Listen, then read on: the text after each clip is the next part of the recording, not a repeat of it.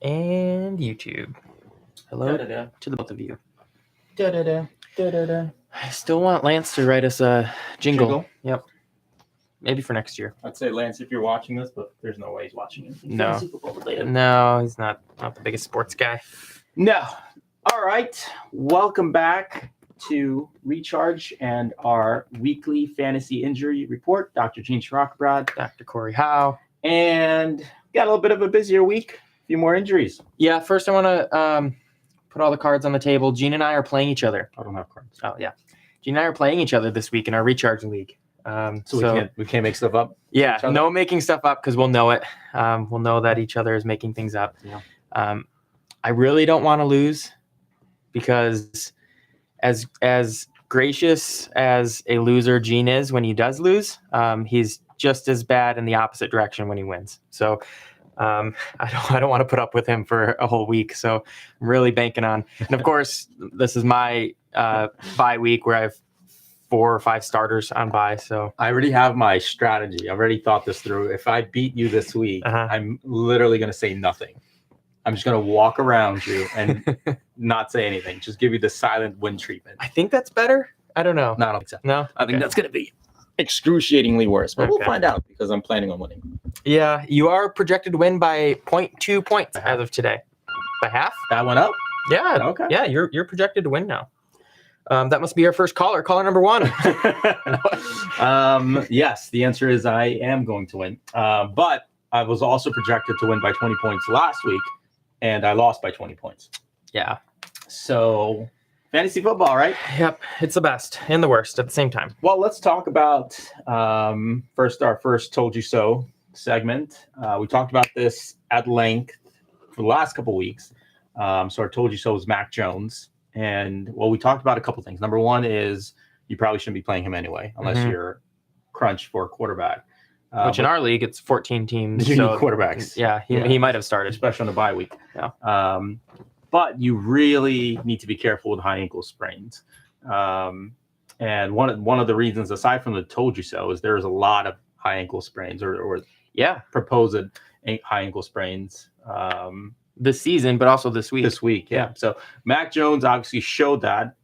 He got benched, which is, you don't see that very often in the NFL within game benching. Yeah, definitely not. And he threw 1 interception. It's not like he had 3 interceptions in the first quarter and 2 of them were pick sixes. It was kind of surprising.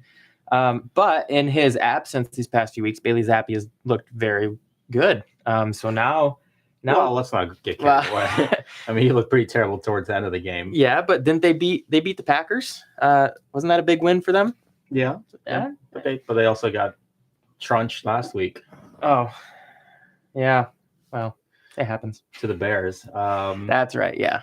Yeah. The Bears. But the point is with Mac Jones, whether it was play related or they noticed that he's not himself, because they invested a lot into Mac Jones for them to go all of a sudden, we don't like how he's playing, doesn't make a lot of sense. So it had to have been something with how he was moving, how he was throwing. And one of the coaches said these are not his mechanics. He's not looking like himself. Let's get him out of the game. Yeah. So I'm guessing it was a mixture of the two. And we mentioned when the injury first happened that we weren't sure if he was gonna even come back this season. Yeah. So he's beat expectations in that regard, but at what cost? I guess he came in for a quarter and got benched. So hopefully he recovers well long term. But in the meantime, I don't know what's going to happen in New England for the quarterback situation. Maybe they'll trade for Tom Brady. I don't think anybody wants Tom Brady right now. No, not right now. Including Giselle. Too soon? Too soon. He probably doesn't watch the show, so I think we're okay. Well, speaking of quarterbacks, let's flip the script a little bit. We did have 2 quarterbacks come back. This could be kind of our Told You So segment as well. And we said they are must plays. Yeah. We talked about the matchup for Dak Prescott just was a perfect scenario to come back to, playing, unfortunately, the Detroit Lions. They have a crummy defense. Actually, surprisingly, their defense held tight. Yeah, they did well. It was relatively low-scoring game compared to the rest of the season. But Dak Prescott still came in, took care of business. Cowboys won. Looked a little rusty compared to what we would expect from a prime Dak, but still came back, first came back and won. Also, quarterback that came back was Tua. And Tua also won. Yeah. And I was watching that game very carefully. One, for just to see if he has any post-concussion symptoms. Yeah. But two is because I had Tyreek Hill playing, and he's my wide receiver too. And that's a soft flex saying that Tyreek Hill is wide receiver 2. Yes, it hasn't helped me much this season. And he did well. I mean, there was one play towards the goal line where Tua was rolling out, and he had a clear angle towards the sideline, and he cut back in and went at the defender, making contact, and everyone. He lowered his shoulder too. He wasn't scared to hold their breath. Yeah. And he popped right back up and kept going. So that was a big moment for him. I think he needed that.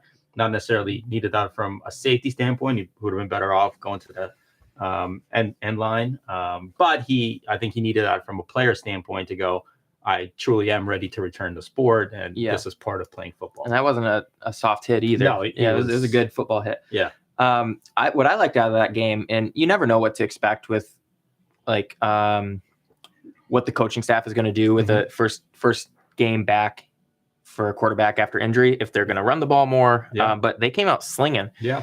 And he was hitting his throws. Yep, hitting his throws. They looked good. They were accurate. They had zip on it. Yeah. So it looked like Tua was back to form, at least for that first half. They kind of simmered down a little bit. Stalled out a bit towards the end of the game. But middle end. But he looked pretty good for the most part, and both Tua and Dak won. So that's good first week back for them. Yep. So if you have, again, those two guys should still be plays in your league. But more importantly, they help everyone around them. So if you're playing Waddle or Tyreek or Gesicki even on Miami, those become higher probability for scores. And then weird thing though.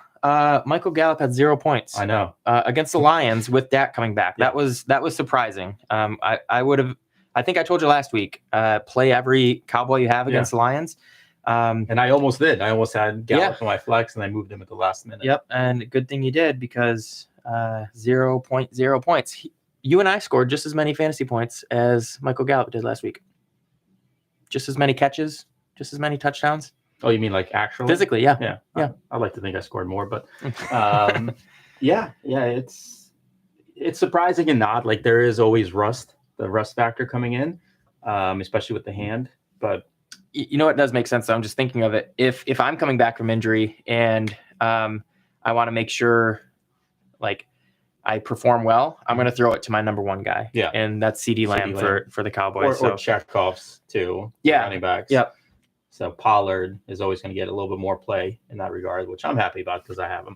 Sure. So he's a great flex or RB2 even because he splits so evenly with Ezekiel. Yeah, and what's nice about Pollard is he's one Zeke injury away from, taking over that job completely. And he's more explosive than Ezekiel right now. He's getting over six yards per touch. Yep. All right, let's talk about the injuries because we do have a few.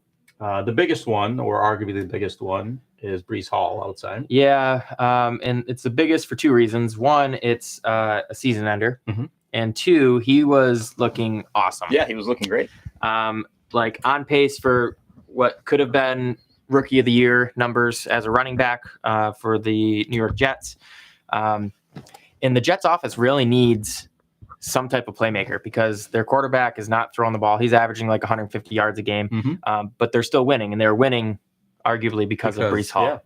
Yeah. So he tore his ACL and a minor meniscus tear, which that might even be irrelevant. Yeah. I'd say the main injury there is the ACL tear. But he's out for the season. So, and after that, they traded for James Robinson. Yeah. From the Jaguars. And they got for like a 5th or 6th round pick. Yeah. So they got him for almost nothing. Yeah. I don't know what the deal is with that because James Robinson started off strong. The Jaguars must have a lot of faith in Travis Etienne. Yeah.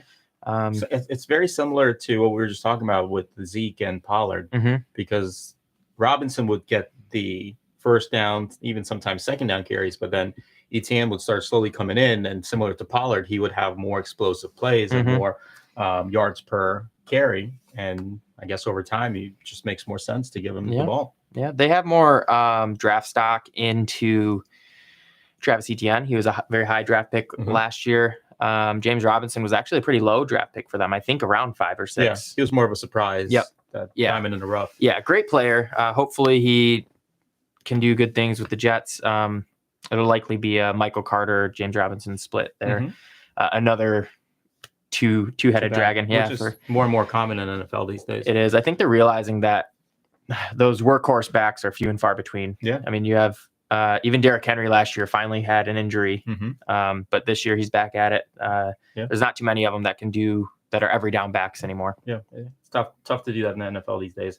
So Breece Hall is obviously done for the year. The other injury that happened is not necessarily an injury, but it's J.K. Dobbins, and he just came back from ACL surgery a year ago. So he had a very similar tear that Breece Hall just suffered. Yep. But he came back and he was playing. He's being ramped up, and so I did research on his injury.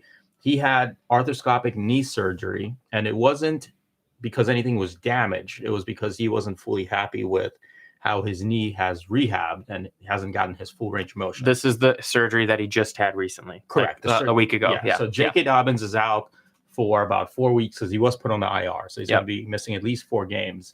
But it was more of a cleanup surgery. So sometimes after ACL rehab, the number one thing from a rehab standpoint that we try to get back first is range of motion. Yep. And typical range of motion will come back, but it's a little bit different for athletes because it's beyond normal functioning range of motion. And even more so with athletes is when something doesn't feel the same or normal, then it's in their head and they can't just let go and focus on what they have to. So return to play becomes very odd. So that's what it sounds like that's been going on with J.K. Dobbins is he can do it and he's got full strength and capacity, but in the back of his mind, he's like, my knee's still not what it was before in terms of range of motion and the quality of movement. So he's hoping that this and it's usually like a scar tissue removal and just cleaning up some of the leftover healing tissue in there to hoping that breaks it up. And then it's aggressive rehab for 4 to 6 weeks. And then he should be back at it after that point. Since we're an injury-focused show, both physical therapists, we like to pay attention to research and stuff. There's a neat study, I think it was from 2012, where it, let's see, who are we talking about? J.K. Dobbins. J.K. Dobbins, if you're watching this, don't watch it for the next 10, earmuffs. 15 seconds, earmuffs. They took 2 groups, one group doing the actual arthroscopic knee surgery, and the other, they just cut open the skin and then sew them back up as a placebo. And there was no difference in the outcomes between the actual arthroscopic surgery and the placebo surgery. They both got better. So, so whatever happens, he'll likely get better. And it sounds like he was given those options. He was given the short route and long route. Okay. So this was to him presented as this is a quicker option, or you just keep going to rehab and hope your knee comes back to it. And he was like, well, I want the quicker option. It's tough getting that range of motion back sometimes. And as a PT, I've had multiple patients with either ACL replacements or knee replacements. And you can do essentially the same things for multiple people. And some people in a couple weeks, they're getting that 90-degree mark, which is a big milestone. And others, it just takes time, and it's very frustrating as a PT, and I'm sure as a patient as well. So hopefully J.K. Dobbins, whatever the tightening that he was feeling that caused all this, comes back. But what's neat about J.K. Dobbins is they didn't push him coming back early. No, they're super conservative, and that's a great thing as rehab professionals. But just as Ravens fans too, we don't want anybody to come back and re-injure. I know that ended up happening, but it could have been way worse if they saw that he was looking good early on and brought him back too early. So yeah, I know I'm biased, but the Ravens are certainly a quality organization by many standards, and this is a quality way to take care of a player. Yeah, it's frustrating for fans and certainly from a fantasy standpoint, but for really what matters from the health and well-being of a human, this is the best. This is the standard operating procedure that should be followed for returning from an ACL tear. And from switching gears from a fantasy standpoint, Gus Edwards came back. Yeah, and he had a great game, and they tore their ACLs like a week apart. It was an insane season last year for them, but he looked very confident. He was going full steam ahead, and I would bet your nickel that if Gus Edwards keeps building up steam and keeps playing the way he has, that even after the 6 weeks that JK comes back, he'll either be super, super conservative, ease him in with just some, third down back type plays, or hold him off until the playoffs altogether. Yeah, might as well. Later. I mean, he's guaranteed out for 4 weeks. So we are about to be we just finished week 7, starting week 8. So that's week 12. Might as well. If things continue to go well with Gus, no reason to force him, J.K. Dobbins back. Yep. So that means, if you haven't picked up Gus Edwards yet, he's a good pickup. TJ drafted him, and he's been hanging on to him the whole time. I tried to trade with TJ really for Gus Edwards. And then, sorry, TJ, but you didn't play him this week, and Gus Edwards had 2 touchdowns. So I would be a little hesitant playing him tomorrow because the Ravens are playing Thursday because it's a quick turnaround for him. He had nearly 20 touches, I think, in the game. So he was sat down in practice, not because of injury, just because of rest. So I'd be surprised, he might get the same 14 to 16 touches, but I don't know if you could expect 2 touchdowns again. Yeah, that was fortunate. But I think the fact that they rested him Monday was a good thing because I think that shows that they're anticipating him playing a big role on Thursday. I haven't seen anything that says otherwise. If the Carolina Panthers can run the ball on the Buccaneers like they did with Dante Foreman and Chuba Hubbard, I would imagine that Gus Edwards and Lamar Jackson are going to do a number. But Kenyon Drake, Kenyon Drake becomes almost a flex play because he's been getting a lot of touches. He had a really good game 2 weeks ago. Did you do much this past week, or was it mostly the Gus Edwards show? Mostly Gus. I know he got almost, I think, similar amount of carries. But he had over 100 yards 2 weeks ago. Yeah. And he had a great game. Yep. So, that's it for J.K. Dobbins. Put him on your IR. Sit on him for a while. Again, if you have an opportunity to pick somebody else, go for it. But, put him on the IR at the very least. Yeah. Switching gears to the Browns, which we need to because there's only a handful of viable tight ends in the league this year, and David Njoku was becoming one of them, and he had a high ankle sprain. We hinted at that earlier that there was a few high ankle sprains this week, and he's going to be out weeks, not days. They did not put him on the IR, so they're hoping less than 4 weeks, but if it's a true high ankle sprain, I believe fractures were negative, or X-rays were negative for fractures. We mentioned 1 week that a lot of times, or sometimes, the fibula can have a fracture and a high ankle sprain. So it does not require surgery. There's no IR stint just yet, but he will likely be out for a few weeks, which further limits the tight end pool that you can use. More high ankle sprains? Yeah. Another receiver that kind of plays like a tight end. Mike Williams from the Chargers had a high ankle sprain. Or, again, seemingly, I don't know if it was fully confirmed that it was a high ankle sprain yet. But it certainly looked like it. It didn't look that good, did it? It did not look good. In the injury? No. So we were talking about him last week that he hasn't been performing to expectations. But he certainly performed over expectations when I was playing against him. Of course he did. that was contributed to my downfall the previous week. But yes, same story. I wouldn't be surprised if we put him on IR if it's a true high ankle sprain. So Keenan Allen came back in opportune time, so he should see a little bit more action from him. He was one of our returning players last week that we talked about. I had him on my bench this week. I was not trusting. Not that he's not a good player. It's just first game back from injury. They're going to manage his touches, and they totally did. He had like 2 points. I think what I had heard was he told the coaching staff that he didn't feel as explosive as he could be. No pain, nothing like that. It was just something doesn't feel quite right. And good timing for that is they're on a bye this week. So has 2 weeks to kind of prepare and hopefully lead the Chargers receiving core now that Mike Williams will be out for a couple weeks. Yep. And that should give him exactly the healing time from a hamstring injury. I mean, we were talking about we'd be surprised if they brought him in anyway with a bye week. Yep. And they kind of hedged their bets a little bit by giving him a few snaps, maybe get the rust off a little bit. So then when he comes back, be more. First game jitters are hopefully out of the way now. So that'd be good. More game speed. But Herbert hasn't been playing great. No. Either, so. I've heard also that he's kind of still maybe recovering from that rib fracture he had early on. Austin Eckler's been doing great, but I think that goes to show that Herbert is not what we were expecting him to be, because he's not targeting receivers downfield. And that's likely due, at least I think, to potentially that rib injury and not being able to put a bunch of juice behind the ball and throw it, 30 yards downfield. A lot of dump off passes. Austin Eckler had 12 targets last week, caught all 12 of them, and a couple touchdowns, had like 30 fantasy points.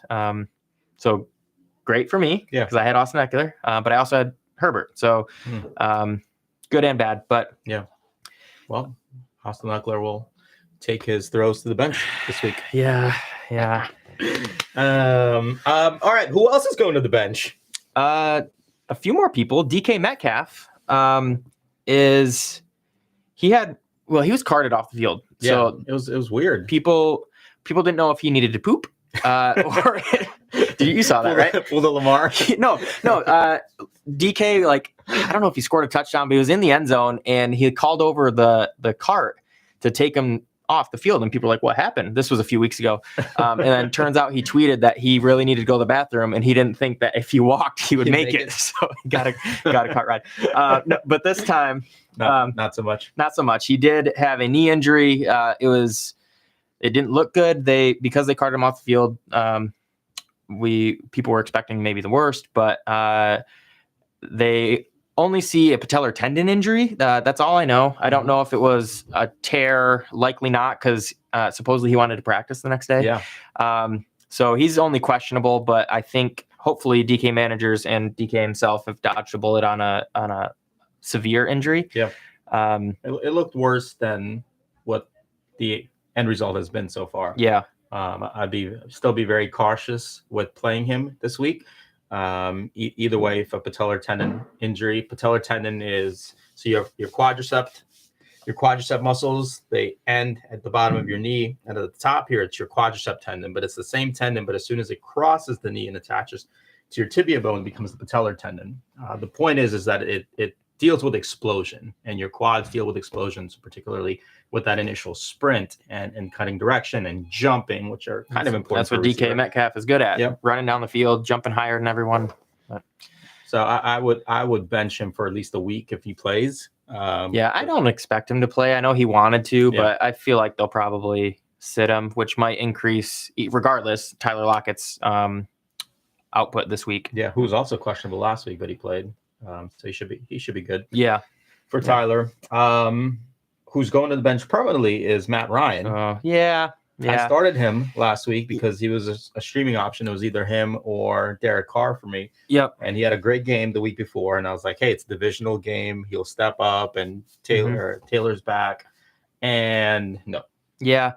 Matt Ryan's tough because I'm pretty sure he's like top 5 in passing yards this year, but also like number 1 in interceptions and sacks and stuff like that. So he was throwing all over the place. He was competing with Carson Wentz for the dumbest quarterback decisions, which the Colts had Carson Wentz last year. So it's funny. Maybe a Colts thing. Full circle. Although Jimmy G made some horrific throws in that game too. Yeah.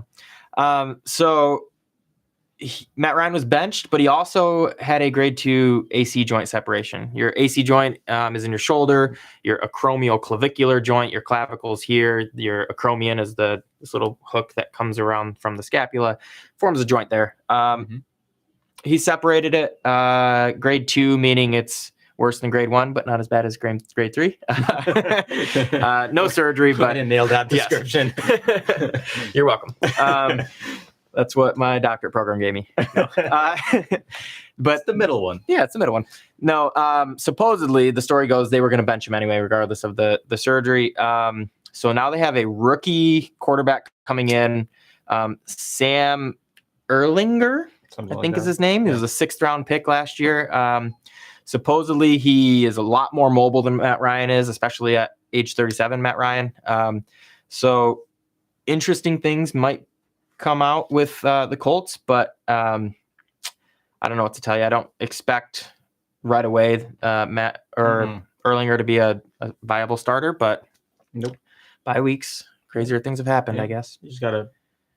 I mean, that gives you a higher ceiling for James Taylor, Jonathan Taylor. James Taylor. Yeah. You might see, hopefully, I mean, Jonathan Taylor's underperformed all year so far, but maybe an uptick for him. Yeah, or at the very least touches. They might stack the box against them. Yeah, but that's, puts Pittman at a potential vulnerability for receiver position. Yeah. That Erlinger guy, from what I've read, he kind of reminds me of like a Daniel Jones type of guy who solid mechanics. He doesn't have the biggest arm in the league, but he has a little bit of mobility. And that's kind of neat to see a lot of the quarterbacks recently, the elite, at least fantasy wise. Yeah. Josh Allen can move with his feet. Jalen Hurts, obviously Lamar Jackson. A lot of these mobile quarterbacks are becoming the it thing. They're athletes. They're not just they're not pocket passers. They have to be well-rounded athletes. For a few years there, it was teams wanted to copy Tom Brady and Peyton Manning. Yeah. Stay in the pocket. 6'6", 230. Yeah. Big guys. Now you got Kyler Murray, 5'6", running around with cleats on. Yeah. All right. Let's finish out two lesser injuries. Thankfully for most people. Yeah, likely day-to-day stuff. Deebo Samuel, who wide receiver one, which that's arguable. Deebo and Tyreek. Yeah. Well, he's wide receiver one because he can run. He'll play receiver. He'll occasionally throw the ball. Based on how Jimmy G's been playing, he should probably throw the ball more often. He has a lot of ways to score points. He's got a lot of ways, kind of like a better Taysom Hill, that he can just do a lot of things. Deebo just like perked up and is very visibly upset that you compared him to Taysom Hill. No, he does. He's a jack of all trades and a master of some. Because he's actually very good athlete. Deebo Samuel is day-to-day with the hamstring injury. Do you know the full saying of that one? Jack of all trades, master of none, but better than master of one. There you go. So still better than being a specialist. He has a hamstring injury. Yeah. But they said he's day-to-day. It's likely not going to be a big issue for him, hopefully. And it could be a good time for him to have a mild injury as well, because the 49ers acquired Christian McCaffrey. So some of those touches that may have gone to Deebo might go to Christian McCaffrey, but maybe that's a good thing on a week where he's feeling a little bit down on a hamstring. So yeah, I think McCaffrey's going to get obviously a lot of the backfield touches and the drop-offs, but if they pull Deebo away from the running back position, then it opens up the field for him more in middle to deep plays, because his biggest threat is that slant up the middle, and then he just makes yards after catch, and yards after contact. That's where he's at, and he's been that just hasn't happened the last couple of games for him. He just needs one play essentially a game, and he'll get his 50 yards and the score. But if he's always in the backfield or taking the screens and things like that, then he's not going to get a ton of that.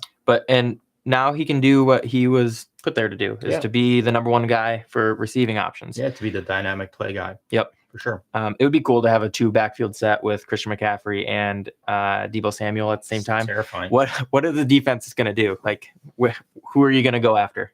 Jimmy G. Yeah, they'll probably still sack him. All you have to do apparently is raise your arms up in the air, and he'll just toss it up there. Oh, he's so bad. Last guy on our injury report, another one that's likely not going to be out for a while, or at all, is Ezekiel Elliott. He did have a knee contusion. I didn't see this happen, but I thought it was after when he tried the hurdle. The hurdle was cool. Yeah, I saw the highlights. I thought it was that, and I thought his knee hit the helmet of the player. He got hit like directly on the knee. Yeah, and they took him out for a few plays, and at first everyone panicked. Not that Ezekiel is the top guy anymore. Like for a few years he was top 5 running back in fantasy. He's still up there though. Yeah, he's still a good player, especially when they play the Lions. But but he came back in, so they're likely just going to manage him a little bit this week. Yeah. Maybe Pollard gets a couple more carries next week. But for the most part, he'll be all right. Yep. All right. Well, that's it for our week 7 into 8 weekly injury report. Definitely a few more than the previous week. Hopefully this helps you out as you set your lineups. Not that it really matters, because apparently you can be down or projected by 20 points and still lose by 20 points. That's the NFL. But at the very least, like, you don't start a player that's injured. Yeah. If you get that down, then you at least have a chance. Give yourself a chance. Give yourself a chance. Yeah. All right. If you're enjoying these, subscribe on YouTube. If you're watching on Instagram, do whatever you do on Instagram. Like the page, follow, or send us a message with an awkward GIF, as most of you usually do, saying something. So thanks for tuning in. We'll catch you again next week on our fantasy football injury report from Recharge. Da-da-da. Very nice. We still live? Yep. Hi. I'm staring at you.